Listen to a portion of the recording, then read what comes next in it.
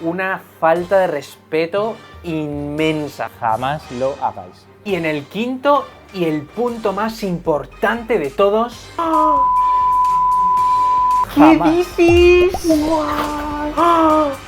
Exactamente como habéis visto en el título, hoy The Futsal nos trae 5 cosas que necesitáis saber Desde el momento que aterricéis en Taiwán. ¡Esa!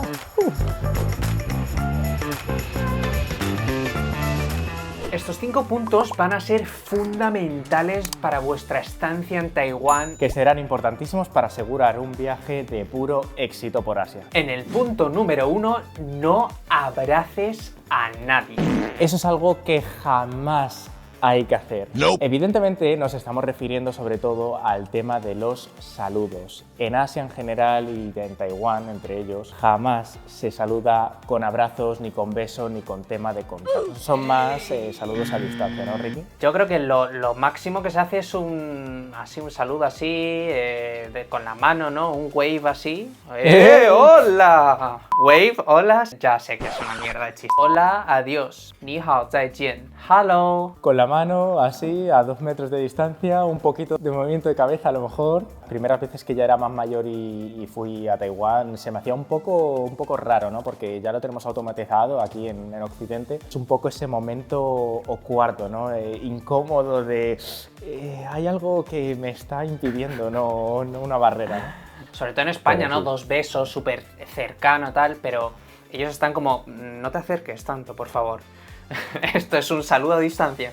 Pero bueno, que sepáis que una vez vais conociéndoos, tal, sois buenos amigos o con familia, tampoco tengáis miedo de darles un abrazo porque, a ver, es normal. O sea, los abrazos son partes de los seres humanos. En el segundo punto, familia, tenemos zapatos fuera. Ya no solo en Taiwán, pero en casas asiáticas en general, la gente cuando entra se quita los zapatos. Lo más fundamental es limpieza. Porque, a ver, tú traes zapatillas de fuera que no quieres entrar con esas zapatillas y pisar todo el suelo que a lo mejor acaban de limpiar. Es que da asco. Sí, claro, creo que tiene bastante sentido. Si algún día pisas alguna caquita de conejo, luego eso te lo traes para casa. A mí la verdad que es una costumbre que me parece brutal y aún viviendo en España es algo que he aplicado desde que nací. Yo es que también desde pequeño mis padres me han educado así, porque yo creo que seguro que a ti también te ha pasado más de una vez, de irte a casa de tus amigos, entrar por la puerta Sí. y decir, ¿dónde me quito los zapatos? Y te miran con cara de... ¿eh? Desde luego, porque ya me conocen mis amigos de la infancia y ya no es algo raro, pero sigo haciéndolo en casas ajenas, Eso es. así un poco más nuevas que vaya y la verdad que se quedan flipando porque no es nada común. Y aún más raro, tío, tener muchísimos zapatos para invitados. Sí, que son como unos slippers así, muy cómodos para ir por casa. A lo mejor 10 o 20 pares para todas las personas que vayan a llegar. Fundamental. Si vais para Taiwán, jamás lo hagáis.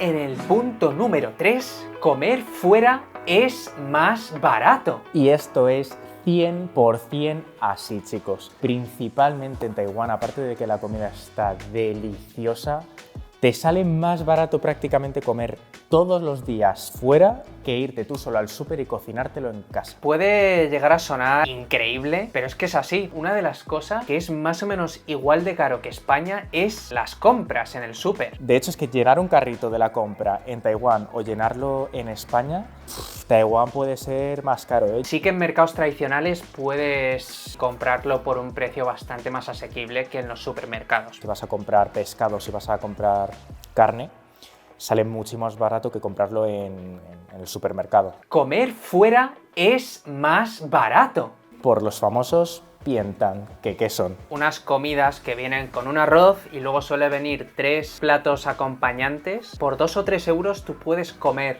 uno de estos pientan. Por comida y cena, 4 euros en un día. ¿Cómo no se va a comer fuera?